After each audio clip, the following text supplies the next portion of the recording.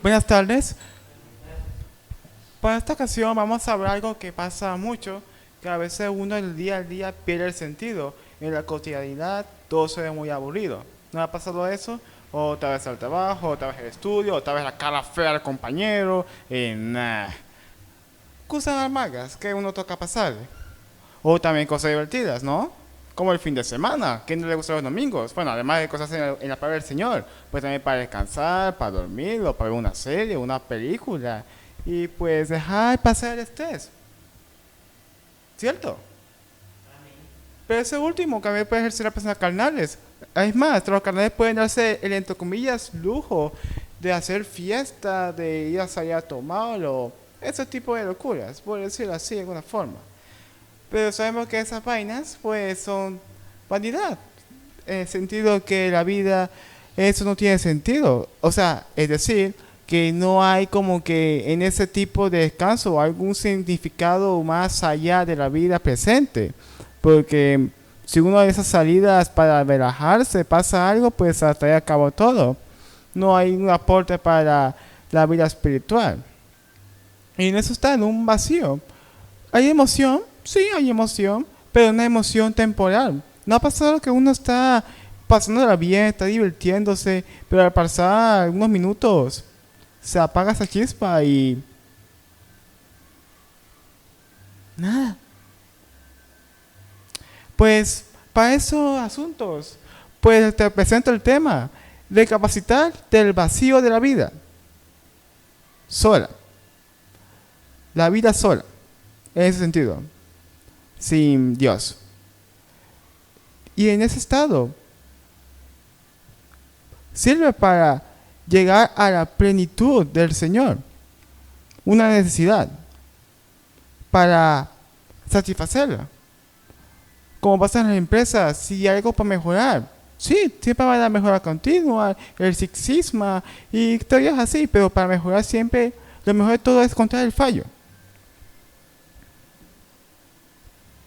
Y no ser conformista de decir que todo está bien, porque al decir que todo está bien, no hay evolución, todo va a seguir igual. Vamos a estar estancados. Así que entonces, para empezar, vamos a inspirarnos en el libro de Eclesiastés, del capítulo 1, del versículo 11 al 18.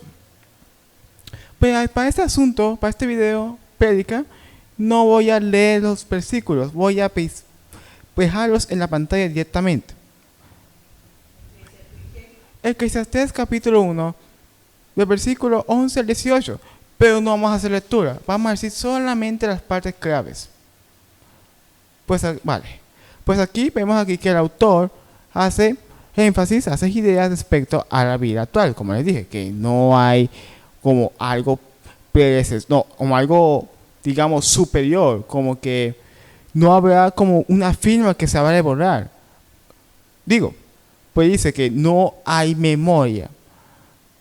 Todo lo que ocurre aquí en la vida es vanidad y aflicción de espíritu. Pues vemos aquí que el autor respeta a las personas. Si uno trata de hacer como no, vamos a dejar un legado, vamos a hacer algo, no solo por los seres queridos, tipo avanzar, trabajar, dar a la familia de comer y cosas así, pero hay otras personas que tratan de, digamos, ser más ambiciosa en ese sentido, que quiere dejar una huella, como no, como hizo con Steve Jobs, por ejemplo. Es una persona que ha dejado memoria, más con sus, digamos, con sus smartphones, porque fue con comenzó todo esta locura. Pero claro, ya se quedó atrás en el mercado, con la competencia de Android. Pero no estamos hablando sobre marketing aquí. El punto aquí es que esa persona actualmente sí ha dejado la memoria. Pero, ¿qué pasará en los siguientes siglos? Que los teléfonos eso quedan obsoletos por una tecnología más avanzada. Es más, que lo que hizo Steve Jobs quede en el olvido. Ahora eso es un chiste.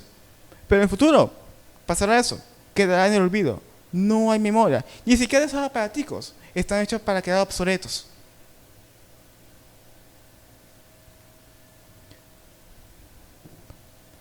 Y en su proceso de construcción de la empresa fue doloroso. Y el producto final no es innovador. Porque Steve Jobs, por decirlo de forma general, no voy a hablar mucho de él, pasó por ese camino de la vida. No es, es doloroso con tal de seguir adelante. Y para matar la vanidad, porque se murió y se trajo su iPhone al cielo o al infierno, no lo sé. No sé si esa persona fue salva o no. Y no me incumbencia. No estoy aquí para juzgarlo. Pero el punto aquí, todo lo que ha hecho se debe quedar aquí. Por un tiempo. Porque en el asunto de la tecnología, todo va a quedar atrás. O más con esa tal obsolescencia programada. Esa es la ocasión de problemas de enfocarse mucho en el hoy, o en el mañana, o en el pasado mañana, o simplemente formar planes a futuro. Vamos a crear una empresa y a llevar a cabo ese proyecto, que es flipante. Pero para un cristiano que se supone que ha de aspirar, de encontrarse con el Señor, si solo piensa en esto, va a quedar en corto. Para el siguiente vamos a hacer énfasis a Eclesiastés capítulo 5, del versículo 7 al 12. Donde vemos aquí que siempre el mundo actual dice que debe ser alguien codicioso, en el sentido que debes siempre moverte, siempre debes formar nuevas ideas, trabajar siempre, ser más productivo, duerme, descansa y ponte a hacer un cursito y ponte a hacer un trabajo secundario, más trabajo y así. Todo para que ese trabajo vayas a consumir. Trabajas, produces, consumes, haces un ciclo. Un ciclo repleto de deseos. Claro, uno puede trabajar para comprarse un auto, comprarse una casa, y que tenga un auto, compra otro auto mejor, porque ya se quedó obsoleto en 9 años, y así. Ese es el mercado de ahora. Obsolescencia programada. Pero el problema aquí es que de tanto que uno hace, tantas maniobras que uno se tira, con tal de conseguir siempre lo nuevo y lo mejor, tanto y tanto y tanto, eso termina cansando. Y para más remate, uno que termina dando tanta vuelta para conseguir todos esos lujitos, se termina cansando. Ah, ya salió un nuevo iPhone 16. Es la misma vaina, pero 16. Es más reciente. Venga la idea.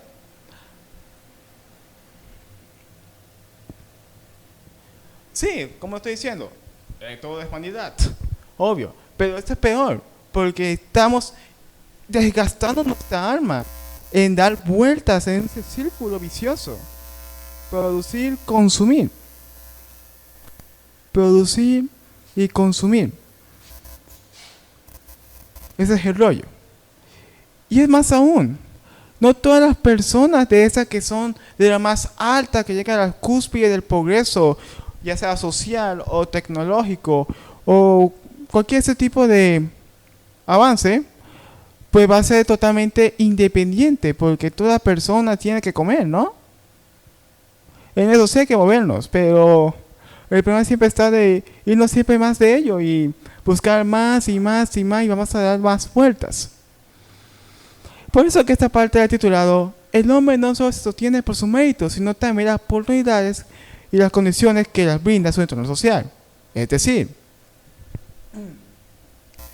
que al cumplir todos esos sueños de vanidad, que comprar un nuevo auto, o una nueva casa, o cualquier cosa material, todo eso se da porque Dios nos da la oportunidad. Vivimos en un país, bueno, en el caso de Colombia, que bueno, actualmente no está pasando por su mejor momento, pero hey, está el SENA, o hay dos cursitos por ahí económicos, o ayudas sociales, ¿por qué no? O quizás tengas un conocido que te eche mano, que te dé contactos para conseguir trabajo.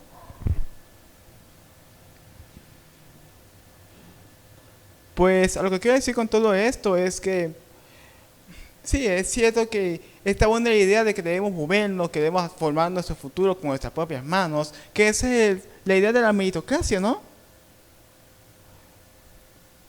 Que uno actúa y uno recibe. Tú avanzas porque tú has echado mano, porque le echas ganas.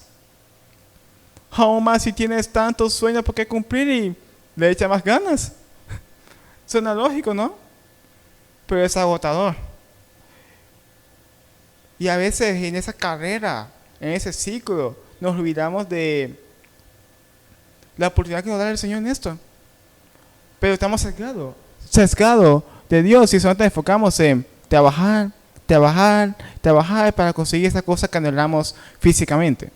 Y no solamente por necesidad, porque claro, todos sabemos que un teléfono ya es una necesidad. Necesitamos el WhatsApp, necesitamos el Facebook y tal. Pero ya otro rollo sería tener un teléfono con un procesador que supera los 4 GHz para correr el juego de última generación a 60 FPS. Eso ya sería algo más codicioso.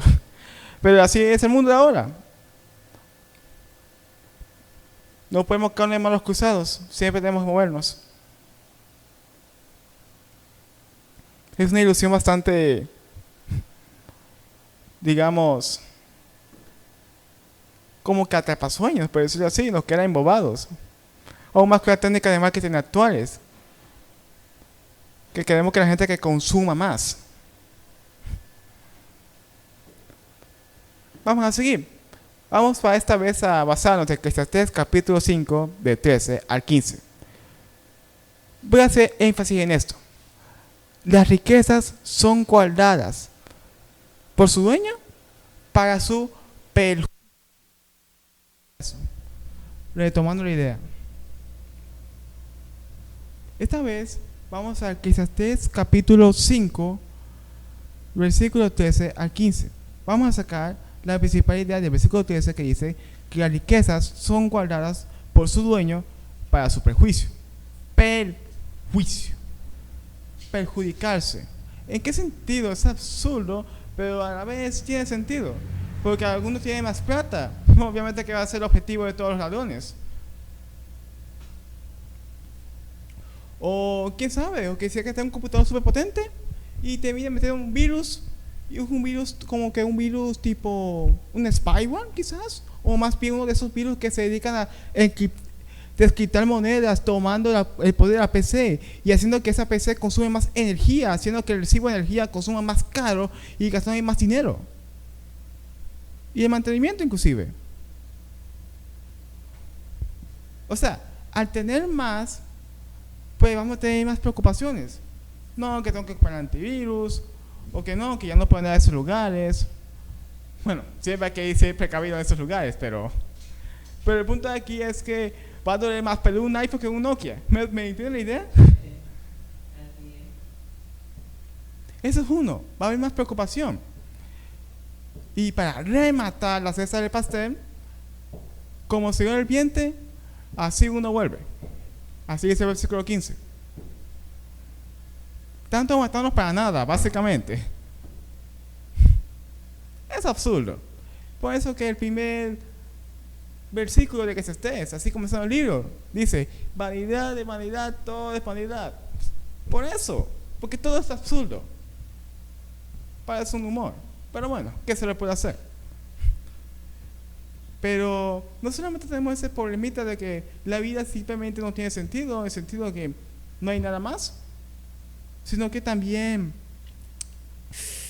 no solamente tenemos el problema de consumir, consumir y consumir, también hay otro problemita, que eso sería dejar una firma personal en el mundo, en producir, dejar una huella en una empresa y decir, este empleado fue el mejor del mes, y así uno se entrega a la empresa, haciendo de la empresa un nuevo ídolo, porque claro, está bien trabajar. Perfecto, porque como dice Olivia, el que no trabaja no coma. ¿A poco no? Pero ya el problema aquí sería el que siempre seguía trabajando.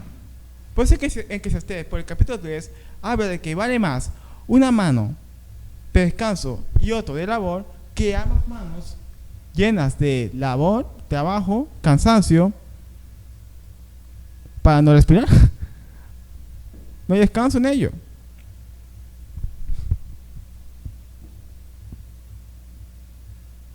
Vamos a seguir con esa idea de la trampita que dije.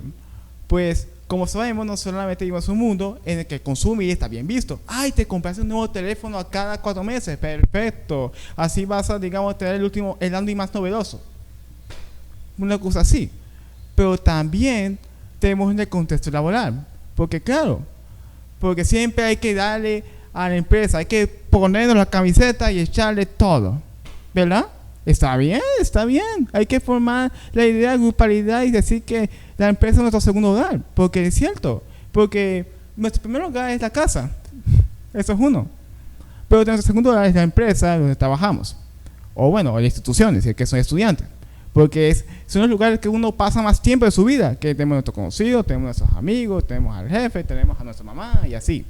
Y claro, el tercer hogar, según la sociología, sería los entornos, digamos, más abiertos, que el parque, que el centro comercial. Pero esos son, digamos, ese es otro tema. Y no tienen hablando sobre ello.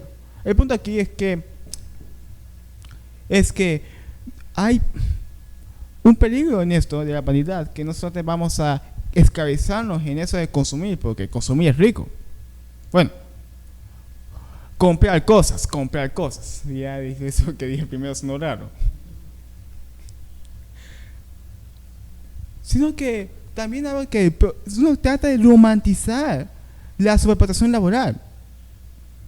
O sea, está bien que uno le meta empeño, pero ya uno literalmente matarse con el trabajo. Y eso es humanizante, pero pasa bastante. Y no es exclusivo de Latinoamérica, también pasa en el primer mundo, ni hablar de Japón. Pero es que la idea es esta, de que viviendo un mundo hiperconsumista, es la palabra en la que nosotros siempre tenemos que estar mirando qué hay en las redes sociales, mirando cuál es la última moda, cuál es la tendencia, y ni hablar de ciencia programada, porque mi teléfono quizás que va a pasar 5 años, ya hablando ya se va a quedar viejo, o quizás una pieza de eso, queda en nada, queda en corto, y toca comprar nuevos. Bueno, pero ya hablando sobre el mercado actual, ya ¿qué se le puede hacer? Uno siempre dice que la humanidad siempre mejora la tecnología para progresar, pero digamos que ese tema es bastante complicado para abarcar aquí, porque nuestro tema principal, recordemos, es hablar de lo vacío que es la vida. Pero no es vacío solamente no pasa nada, sino que es un no pasa nada y unas patadas constantes, por decirlo así. Tienes que echar para adelante, tienes que progresar, tienes que comprar esta vaina. Así es como una punzada. Es peor que el hambre, porque el hambre, bueno, es como el hambre, mejor dicho, porque uno sabe que el hambre siempre, no solamente es rugir y ya, sino que uno le duele, ¿no? O uno termina cansado porque no tiene nutrientes. Pero acá, en el consumir, comprar cosas que nuestro cuerpo no necesita, pero necesitamos que una sociedad así, necesitamos tener ropa tipo Coac o una marca que sea más de caché y no sea tan de tierra santa. Si es que me hace la idea.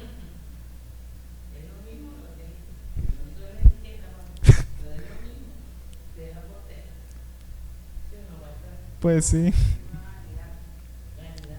Todo es vanidad, pero el problema, o sea, todo es vanidad, sí, pero el problema aquí es que nos centremos más en conseguir más cosas de caché, porque si yo compro más, más calidad, que soy de mayor valor, soy de mayor persona. No sé.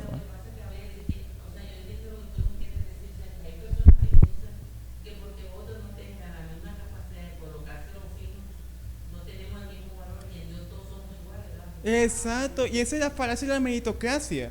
Ese es un fallo. O sea, nosotros somos conscientes que nuestra vida no tiene sentido, pero convivir en esta cosa de ay no, uno recibe lo que uno da. Nos centramos tanto en esa idea que olvidamos la mano de Dios, que Dios nos da la mano a unas personas que, bueno, te digo, unos padres que trabajan, que te meten 3 comidas al día, que te puede dar educación y así, pero hay otros que no, que a otros les toca literalmente vivir en la calle y no tienen la facilidad para ir a la escuela y no tener los certificados académicos y no poder lo que llaman progresar, lo tienen más difícil. Y es por eso que, como les digo, esta vida así carnalmente es bastante dolorosa. Aún más si uno se pone a estudiar más eso. Porque, como dice en Eclesiastés, pero el capítulo 1, ya terminando, cuando uno más sabe, uno más le duele. Porque uno tiene que ver esta tarde en clase de injusticias, que es bastante común.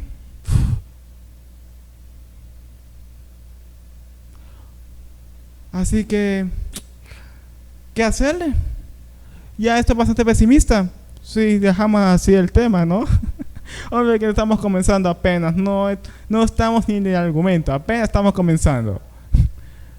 Para esta parte le he llamado Gozando sin presumir.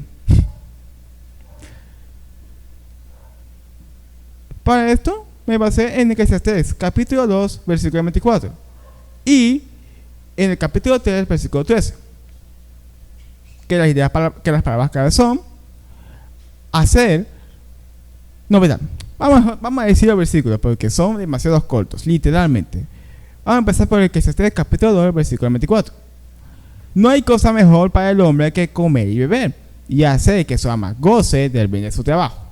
También vi que esto es de la mano de Dios.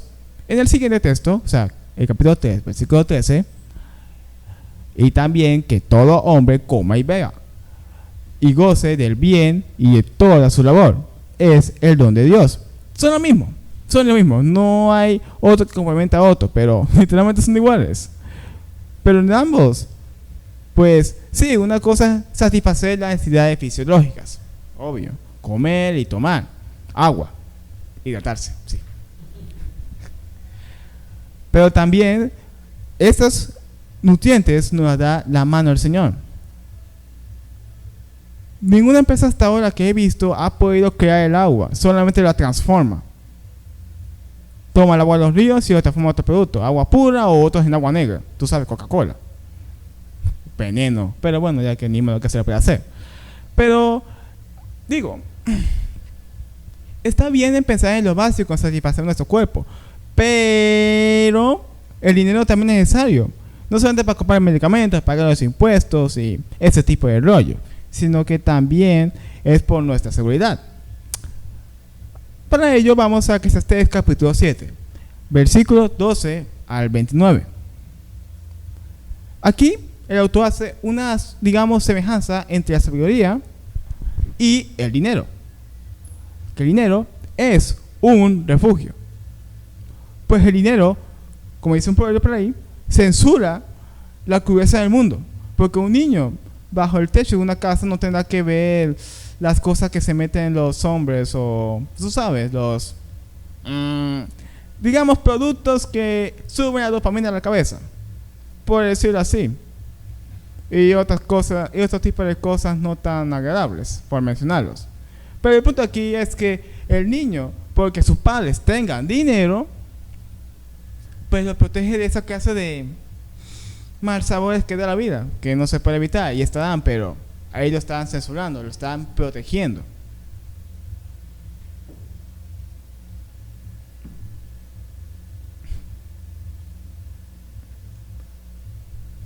Pero al tener dinero, no quiere decir que nosotros seamos totalmente seguros. Nosotros podemos pervertirnos. Nosotros podemos de eso de tener dinero por nuestra seguridad. Ok, está bien, pero hay algún momento en el que solo empezar en ese dinero, en solo nuestro bienestar, pasará en hacer, ¿qué tal si invierto en la bolsa de acciones para generar más dinero y tener mejores cosas? Y ya hacemos el dinero nuestro nuevo ídolo. Esa es una de las formas de pervertirse. Hay varias. En hacer ese ciclo de consumir y producir. Es como una carrera que se acaba cuando uno se muere. No hay fin. ¿Y cuál es el premio? Nada. Porque como dice la vanidad, todo es vanidad. Ese es nuestro problema. La vida vacía. Y de paso duele. Así que entonces vamos a pasar la solución. Vamos a pasar la página. Pues sabemos que la vanidad la vimos en este mundo caído, repleto de pecado, ¿no? Pues bueno, Dios no obviamente que no se va a quedar manos cruzadas, solamente dejó la palabra ya. No, recordemos que también nos entregó al Señor, murió por nosotros y se dio una buena favorcita para nosotros. Vamos para los elegidos, los que son los hijos de Dios. Pero para comenzar, digamos, para retomar esta buena parte, vamos a hablar acerca de esas personas que consideran que su vida son, digamos, no merecedoras de estar en la presencia del Señor. y estar condenados a vivir ese sinsentido del ciclo de la vida, con excusas tipo, yo soy así, nadie me va a corregir, la vida me ha abarcado muy duro, o ese tipo de frases. Y no es que tenga la solución a eso, hay unos que son bastante graves. Y si cualquier asistencia psicológica o que algún hermano lo apoye, mejor. Porque nosotros somos sociedad, somos humanos, somos personas, no somos máquinas que con cambiar el chip o cambiar el algoritmo de nuestra cabeza o como dicen famosamente, cambia tu mentalidad, se van a cambiar los problemas. No. Un cristiano un cristiano tiene que congregarse en una iglesia porque ahí recibe el apoyo social de sus semejantes, de sus hermanos con el mismo credo.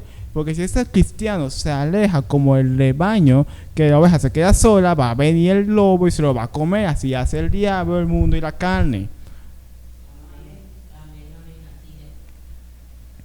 Bien, ya teniendo el contexto de ese tipo de personas, pues hay una parábola, bueno, tiene bastante parábola la Biblia, obvio, pero para comenzar vamos a la parábola del hijo pródigo. Ustedes saben la historia esa de que había un padre, tenía 2 hijos, uno de los hijos era bastante serio, era muy entregado al labor y todo, y el segundo pues como ya creció y se creía el machote, se fue al mundo a comprar cositas, se fue con las rameras, se costó toda la plata y quedó trabajando criando cerdos. Eso está en Lucas capítulo 15, del 11 al 32.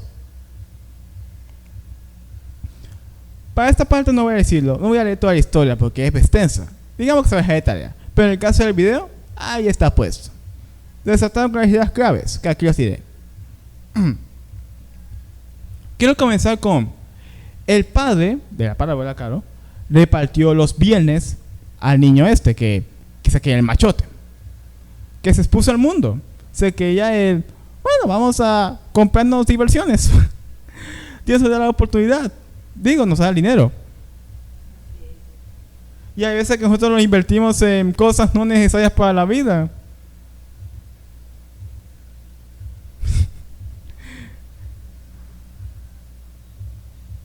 Pero al final uno puede terminarse, sí, uno puede vivir bien, si uno es responsable, claro. Pero al final uno cree que con un vacío espiritual. Como les digo, viviendo es un ciclo aburrido. Trabajo, consumir, trabajo, consumir. Comprar.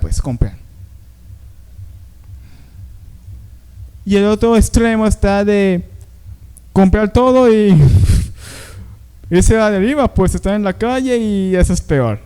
Pero ese fue el que le pasó en esta parábola, que literalmente quedó en la calle y solamente tenía que criar unos cerdos. Pero bueno, aquí otra parte que quiero resaltar, que es el que dice este niño rebelde, que dice que extraña cuando estaba con su papá, que su padre le daba la comida y ahora perece hambre por haber derrochado todo el dinero, materialmente hablando. Pero espiritualmente hablando también puede pasar. Puede que una persona trabaje y tenga 3 comidas al día y tenga la nevera llena para todo el mes, pero sin esperanza, ¿qué hambre va a tener? Como dicen Proverbios, un cuerpo puede mantenerse con una enfermedad, pero un alma decaído no la aguanta. Por eso que ahí vemos casos que hay gente que, esa persona no tiene manos y mira cómo le echa ganas. Porque tiene un alma con alta estima. Un alma con alta estima. Lo que llama subestima, buena sobreestima pues. Con buena mentalidad, por decirlo así. Pero aquí el punto ya va a quedar salud mental, que esa persona es alegre con su día a día, pues por algo así. Lo que quiero decir es que una persona puede, entrar al mundo, alejarse del Padre y puede comer, pero no va a comer espiritualmente y va a quedar seco y muerto ambientalmente. Va a estar, como un zombie, vivo pero muerto.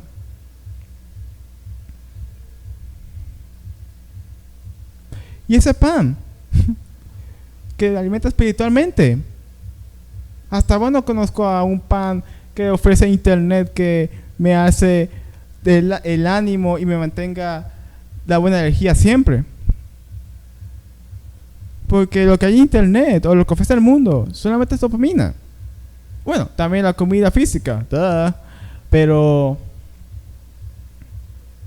que dé esperanza en este mundo vacío y de paso injusto, repleto de pecado. Por favor. Obviamente que solamente puede ser él. Ni un hombre, ni siquiera ni la ONU, que pasa un chiste, que hace la ONU, no había existido esa cosa, pues no ha hecho nada el hombre. Es que esta es nuestra naturaleza. Somos malvados. Y ya, si nos dejamos del Padre, peor aún. Malvados y muertos de hambre.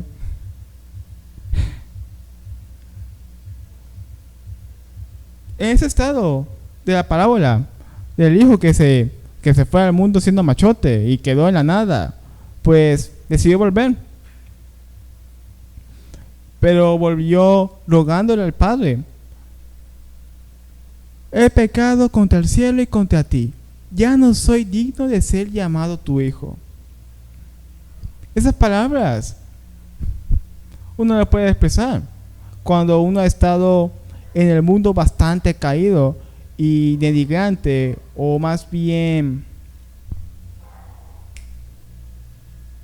humillante. Porque, hablando literalmente, como dice la parábola, nadie se va a sentir orgulloso de decir: yo alimento a los cerdos. Es como decir: yo limpio los autos. No tiene gracia. Nadie va a inflar el pecho por eso. El punto aquí no es que no esté hablando de la clase social o del tipo de trabajo que uno tome. No. Lo que estoy diciendo aquí es... Cierra tú también los ojos. ¿Ya qué? Bueno, lo que estoy diciendo aquí es que...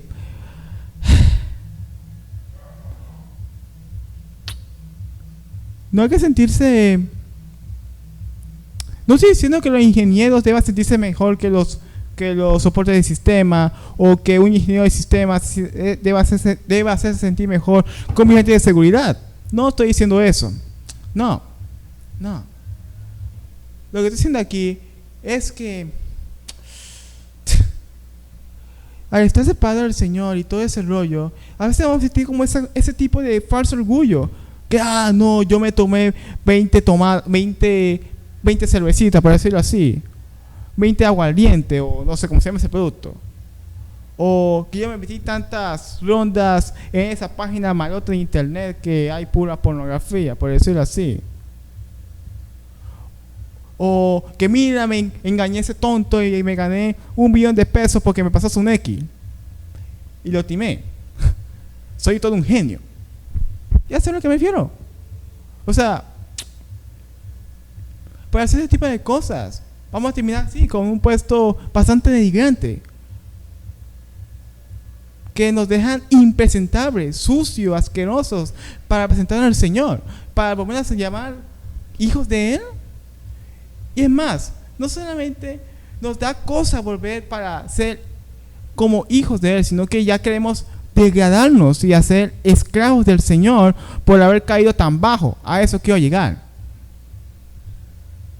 Por eso que dice: ya no soy digno de ser llamado tu hijo. Esa es mi interpretación. Puede ser varias. ¿Y qué hizo el Padre? Ustedes saben la parábola. Hasta aquí lo tengo en la pantalla. Que la acogió como su hijo. Lo recibió. Y le hizo una celebración para rematar. Tanto así que hasta el otro hermano le cogió envidia. Literalmente el papá se regocijó de ver cómo su hijo, que estaba perdido, volvió a la vida. ¿Ya me tiene idea?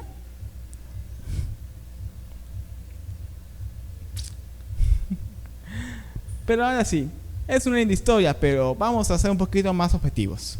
¿Cómo hacer para llegar al perdón de Dios? Si es que estamos en una situación como de la parábola, estar tan sucios como un cerdo, un cochino. Para ello, Vamos a Mateo capítulo 6, versículo 14 a 15.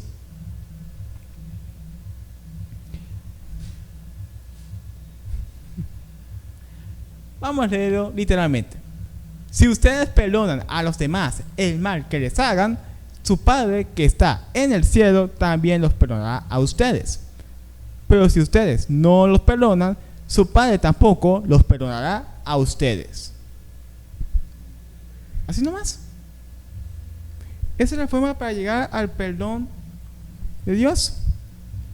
No hay que hacer un sacrificio, no hay que, digamos, hacer algo extraordinario.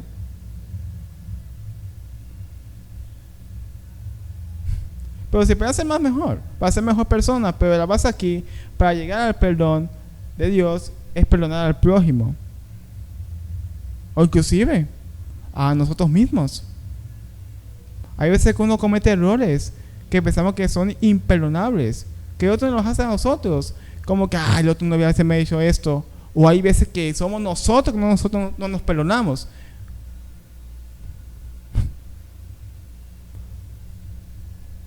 Hay veces que las deudas económicas nos persiguen, ¿no? Pero también ese tipo de deudas son peores. No importa qué tanto progreses, qué tanto produzcas y consumas, siempre estará ese algo que te incomoda de estar solo sin el Padre.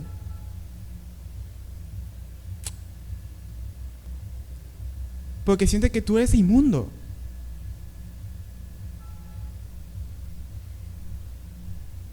Alguien que no merece perdón, uno puede pensar así.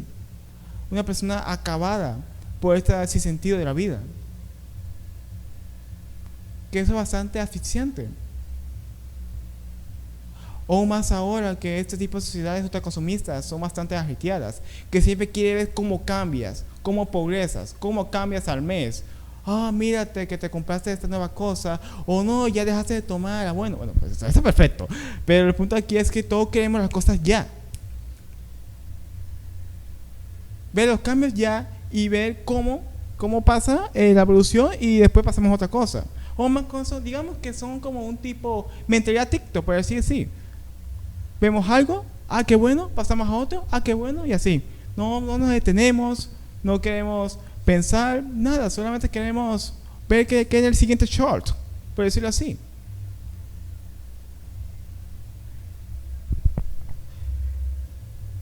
Es bastante complicado, si me preguntan a mí. Pero el punto aquí es que ese camino de perdonar, aún más perdonarse a sí mismo, no es camino fácil. Porque no solamente es me perdono o te perdono y ya. Hay veces que tenemos que hacer la conciliación con el hermano que hemos ofendido, con nosotros mismos. Pero no podemos hacer eso siempre solos. Hay veces que, obviamente que necesitamos la voluntad del Señor. Pero necesitamos un hermano que nos dé la mano para hacer el proceso de la reconciliación. Es la mejor. Es la mejor. Bien. Ahora, ya teniendo el perdón del Señor, para dejar esa carrera sin fin de la vida, también hay otro conflicto sobre los tesoros de la tierra. ¿Recuerden? Lo que el ejemplo que decía el iPhone, que Steve Jobs se quedó el iPhone, una de las más grandes empresas, Apple, se fue, pero se quedó aquí. Pero Cristo nos ofrecía otro tipo de tesoros, los tesoros celestiales, los que no se van a quedar aquí en la tierra, y para rematar los que no se corrompen y no quedan en olvido. Para ello vamos a Mateo capítulo 6, de versículo 19 al 23.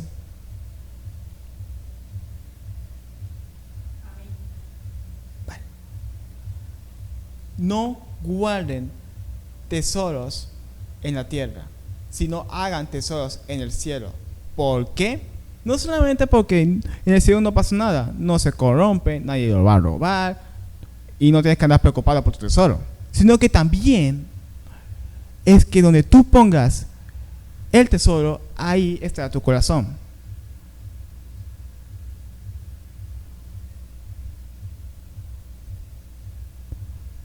uno actúa, uno hace las cosas porque uno tiene una finalidad, comúnmente. Yo trabajo porque quiero echar para adelante, quiero, digamos, tener un mejor estatus social y está bien, está bien. Pero el punto aquí es que aquí hay que fijar.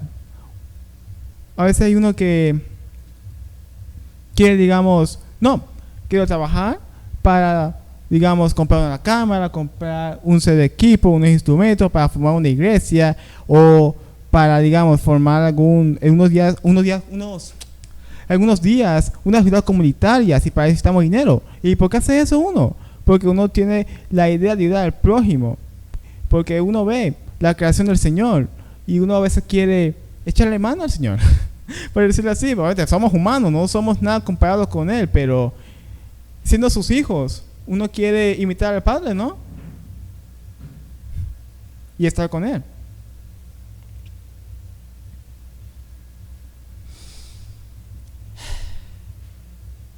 También otro de sobreponer el tesoro. Que ese tesoro está en tu corazón. Eso también otra cosa. Pues también, para ver el tesoro, necesitamos luz, ¿no? Necesitamos los ojos, necesitamos una linterna o un sol. Obvio. Pero aquí la cuestión es que si uno está en la voluntad del Señor y uno ve al hermano, como dice el versículo 22, uno lo ve con las ganas de echarle mano, de verlo progresar en este mundo caído, para mejorar su relación con el Señor, claro. Pero no ve al otro con formas de ver cómo superarlo, cómo ser mejor que él, cómo dejarlo en nada. O es más, simplemente cómo yo ser mejor que él, porque esa es la mentalidad que está formando ahora esta sociedad. Es una sociedad supremamente competitiva. Si el otro llegó a eso, tú también debes llegar a eso. Es más, debes superarlo a él. Es tu oponente. Es una carrera agotadora la vida. Y ahora vienes a empeorar la carrera con esa clase de ideologías que en vez de fomentar la paz o el progreso, pues, fomenta guerras, fomenta odio.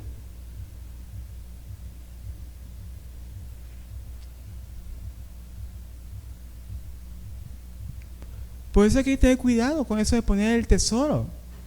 Porque si ponemos el tesoro en este mundo, podemos caer en esa carrera, en avanzar más, más y más. Y no solo en tener más, en producir más, sino también en ser más. Y ese ser hay que dejar al otro inferior. Porque una carrera no solamente trata de ser el más rápido, sino también trata de que el otro sea más lento. Y eso hay que tener cuidado, porque así van a caer en el mundo. Y ahora, en el versículo 24 nos pone el que ahí sí lo voy a citar literalmente, que es muy necesario. Nadie puede servir a dos patrones al mismo tiempo. Odiará a uno y amará al otro, o se dedicará a uno y despreciará al otro. Ustedes no pueden servir al mismo tiempo a Dios y a las riquezas. Eso deja claro, no hay que decir nada más. Bien. Así que entonces, ya teniendo un poquito más claro de cómo conciliarnos al Señor, cómo acercarnos a Él y de por qué debemos acercarnos en Él y no tanto en la creación material, por decirlo así. También hay otras características de esa tal salvación que nos da el Señor. La primera vemos en Juan capítulo 4, del versículo 24. Que aquí se responde de cómo, pues, pasa todo esto. O sea, ¿por qué el Señor fue tan compasivo con nosotros? Porque Dios es así, básicamente. Dice, bueno, Cristo, mi comida es que haga la voluntad del que me envió y que acabe su obra. Aquí Cristo fue enviado para reconciliarnos al Señor. Pues ese fue su fin, reconciliarnos. No es ser la mejor persona que compra cosas y la regala a los pobres. Si tiene la capacidad económica, perfecto. Pero si no, Piensa en ti mismo. Porque un cuerpo cansado, hambriento y enfermo no va a rendir, no va a ser productivo, va a ser improductivo. Además de improductivo, vas a pasar muy malos ratos. La siguiente característica de esta salvación lo vemos en Juan capítulo 8, versículos 23-24. Cristo dijo: vosotros sois de abajo, yo soy de arriba. Vosotros sois de este mundo y yo no soy de ese mundo.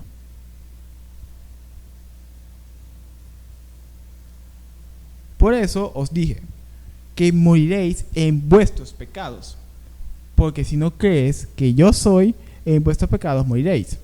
Claro, ya al final estamos hablando de negar al Señor, en negar la reconciliación, en querer insistir en permanecer en el mundo que ya uno es pecaminoso. Ahora, ¿qué tal vivir en un lugar así más pecaminoso? Obviamente que sería una mezcla bastante mortal, espiritualmente hablando,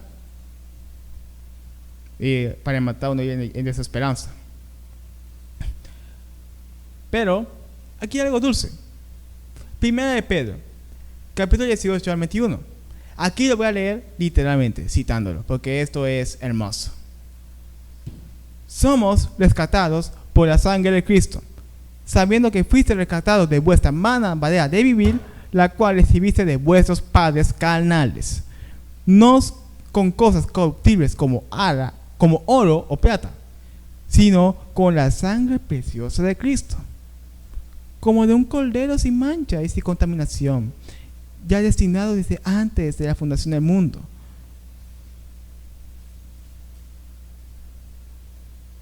¿Vieron?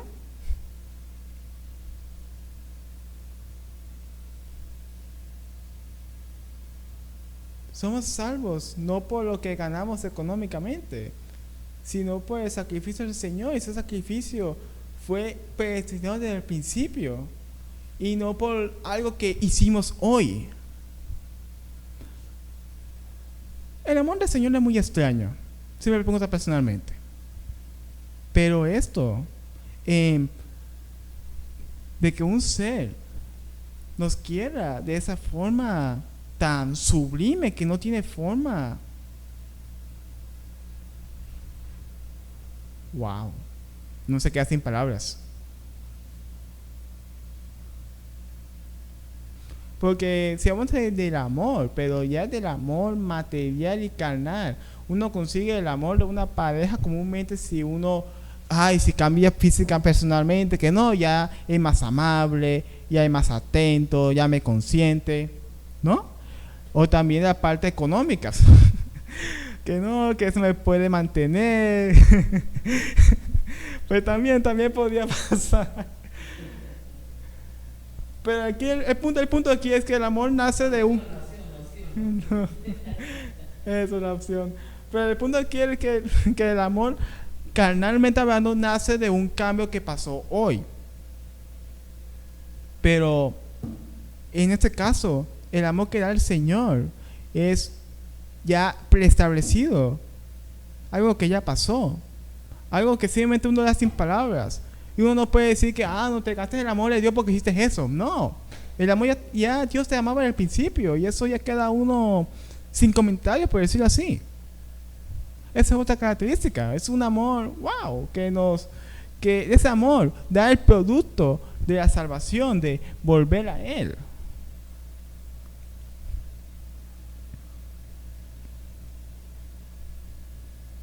Y ese camino de devolvernos a Él, pues es un camino que no está dirigido a unas pocas personas, como vemos en 1 de Pedro, capítulo 1, de versículos 10 al 12. Pues donde se habla de los profetas que hablaban con la gracia del Señor, que esos profetas no se les revelaba la voluntad del Señor para sí mismos, sino para nosotros, la iglesia, los hijos del Señor.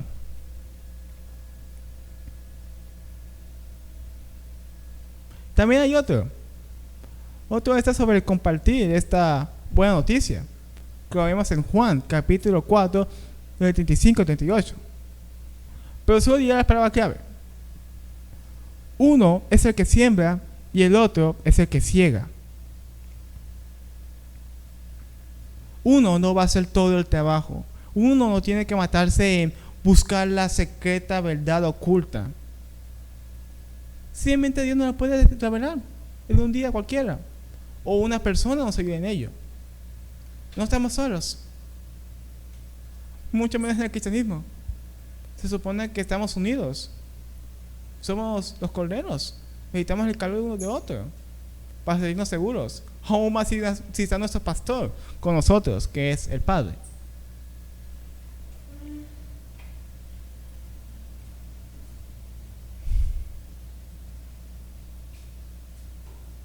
También voy a citar como un recordés de la causa de la medida del Cristo al mundo, que lo vemos en Juan capítulo 3, del versículo 16 al 18. Lo voy a leer literalmente. Porque de tal manera amó Dios al mundo que ha dado a su Hijo unigénito, para que todo aquel que en Él cree no se pierda, mas tenga vida eterna. Porque no envió Dios a su Hijo al mundo para condenarlo, sino para que el mundo sea salvo por Él. El que en Él cree no es condenado, pero el que no cree ya ha sido condenado, porque no ha creído en el nombre del unigénito Hijo de Dios.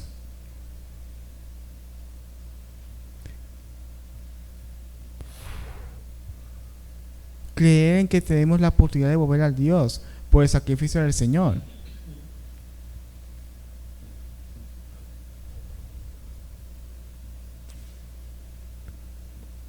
Es raro, ¿no? Digo, raro porque solamente nos pide creer, pero no en creer solamente tenerlo como un dato cualquiera, como nos enseña la escuela, como nos enseñan las cantidades de huesos que tiene un cuerpo humano, que nosotros creemos que son como ¿cuánto? ¿206 huesos? Ya, pero al final, ¿qué impacto tiene eso? Yo como ingeniero no sé nada, no tengo aplicabilidad, pero ya estamos en otro contexto más emocional. Porque en el espíritu también están las emociones. No, el espíritu solamente se basa en el razonamiento. Porque el razonamiento puede, digamos, entreneversarse también. Entreneversarse.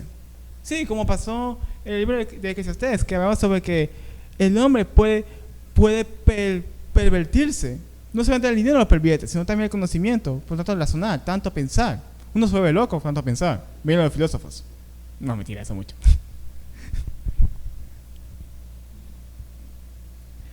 Bien. Ahora, vimos aquí que el Señor nos ama y nos ha entregado a Cristo para reconciliarnos con Él. Y no porque nosotros hayamos hecho algo como que, no, yo voy a la iglesia y ahí a la iglesia ahí como un zombie ya soy salvo. Porque hice algo. Pues, no exactamente, pero aún así, hay que esperar si algún día Dios nos da la oportunidad de abrir los ojos, de quitar la venda de este mundo oscuro de pecado y ver que tenemos hermanos que nos apoyan para estar con el Señor y recordarnos del pecado y ser lo más santo posible. Nadie es santo, pero se intenta, no con nuestras manos. Para ello vamos al libro de Efesios capítulo 2 versículo 8-9. Por gracia sois salvos, para que nadie se gloríe. Pues no son nuestras acciones que nos salvan. No es porque nosotros lo demos a una entidad sin ánimo de lucro, seremos mejores personas, o simplemente por ir a la iglesia todos los domingos como si fuera nuestro trabajo vamos a ser salvos. Pues está bien ayudar y estar recibiendo la palabra por un deber, por decirlo así, por un deber. Pero la salvación de esta miserable vida vacía se da por la gracia del Señor.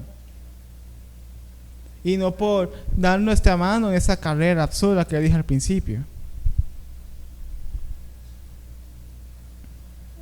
En Efesios 2, capítulo 4 al 5, nos habla de que el amor de Dios es rico en misericordia, que nos ama incluso viendo nuestros momentos más bajos en el pecado, como pasó con la historia del hijo pródigo, que literalmente estaba con los cochinos cerdos. Tenemos la oportunidad de volver. En Tito, capítulo 3, versículo 5, nos dice que el Señor nos salvó no por obras de justicias, no porque nosotros seamos más buenos y al vernos buenos dice, sos bueno, pegaste al cielo. No, porque como se dijo anteriormente, Él nos amó predestinado, de forma predeterminada, predestinado, eso, predestinado, y no por un cambio hecho en el hoy. Esa es la diferencia del amor de Dios con el amor que da el mundo.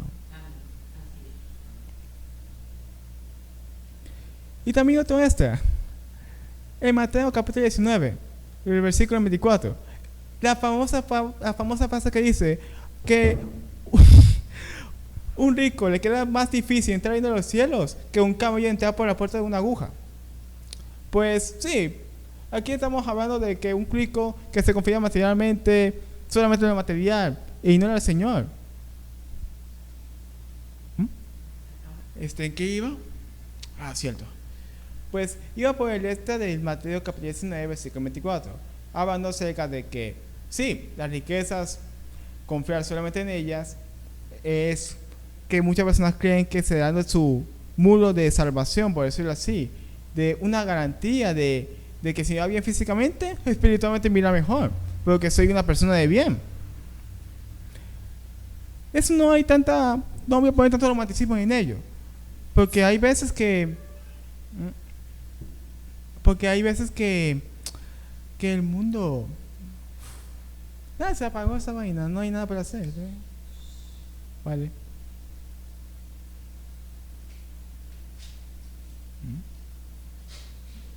Ya perdí el rumbo.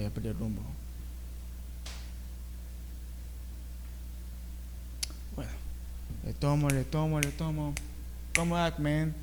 El punto aquí es que en Mateo capítulo 19, versículo 24, pues nos hace la alusión de que nuestra prosperidad económica no nos va a conllevar a la salvación de nuestra alma, porque afirmar eso sería tan ilógico como sería ese caso meter el camello por una puerta y entrar a la ciudad, porque los camellos son altos y las puertas son chiquitas, y hacer eso está como difícil, básicamente.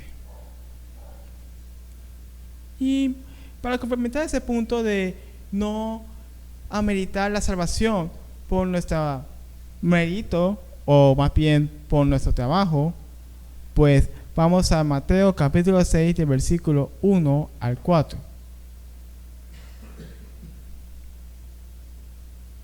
Pues que para decir las palabras claves, el Señor dice: no hagan algo bueno ante la gente solo para que los demás vean.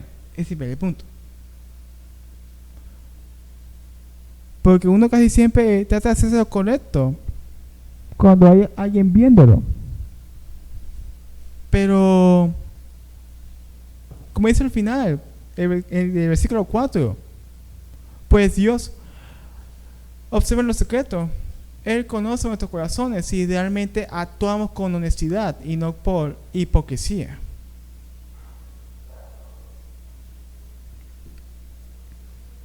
Y también para complementar sobre que realmente los ricos no necesariamente serán los salvos, se irán bien en todo. Pues, como dice Santiago capítulo 1, de versículo 9 al 11, que dice: tanto los ricos como sus logros terrenales son pasajeros, y lo que verdaderamente importa es la relación con Dios. Disculpa.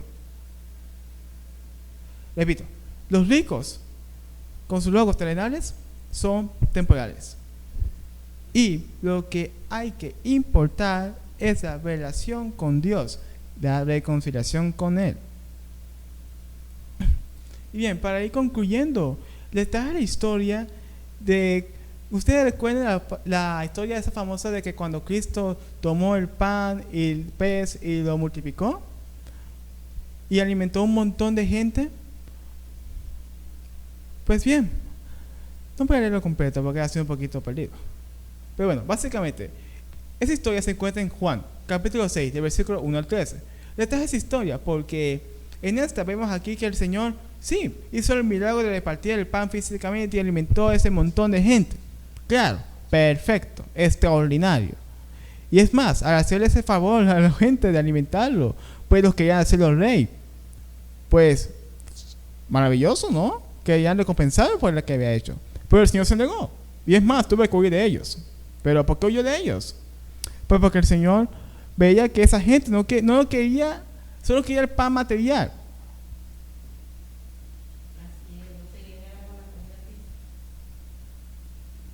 Cierto. Cierto.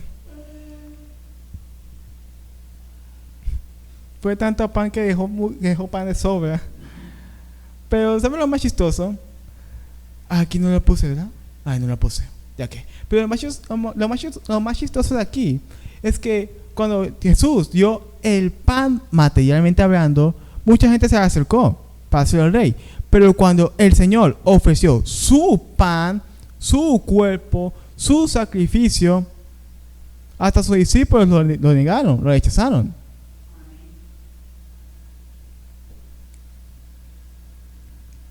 Por eso esta parte lo llamé, para ir terminando, buscamos a Dios por el pan de vida. Pues si no se come, no se vive, ¿verdad? El pan físico, obvio, necesitamos nutrientes. Pero el pan espiritual, que nos da el Señor para reconciliarnos, es algo que solamente nos da por la voluntad del Señor. Pero es algo extraño, inclusive, que el Señor ofreciese su sacrificio de una casa de repudio. Por eso que digo, es extraño, no se puede relacionar con eso. Eso pasa. Porque uno a veces piensa que el ser humano es superior a estos animales por su gran razonamiento, pero ¿qué va? Nosotros somos idiotas, súper idiotas. Aún van la gente que está en el poder. Y no vengo a tirar hate a las empresas o a algún político de curso. Pues las personas son manipulables. Todos somos manipulables. Pero también podemos creer en cosas que parecen absurdas o bobas, como siempre sufrir porque así es la vida. En ese ciclo sin sentido de dolor y placer, pero al final queda ese vacío. Uno se acostumbra tanto a eso que se conforman a ello. Y siempre está esa opción de cambiar, pero sí, uno puede cambiar físicamente hablando, que quedarse meterse en esas ideologías de no, que la mejora continua, que la mentalidad de tiburón, o que esa clase de mentalidades que uno llevan a hacer cosas diferentes, que sí, uno puede mejorar físicamente hablando, que no va a conseguir dinero de esto, sino también de mejorar tu salud, hacer ejercicio y tal. Hacer eso es perfecto, pero pensar que eso va, digamos, a acabar con ese vacío de la vida, no se puede. Es como tratar de apagar un incendio con más gasolina, tratar de apagar el vacío con más vacío, o tratar de apagar el hambre con el hambre. Sí, ese es el último ejemplo, eso no me fuera de contexto, pero el punto aquí es que no se puede quitar el hambre espiritual usando cosas no espirituales. Es más, tratar de alimentar el espíritu con las cosas de la carne es, digamos, como comerse un chicle. Siente que le quitan hambre, entre comillas, pero no te quitan hambre. Es más, te puede dar cosita en el estómago. Pero bueno, esta es la palabra hasta ahora. Sí, sé que al principio sonó muy duro y al final pues tenemos el amor del Señor ofreciéndonos para retomar su camino y volver a ser sus hijos. Es lo que tengo que decir por ahora. Dios les bendiga.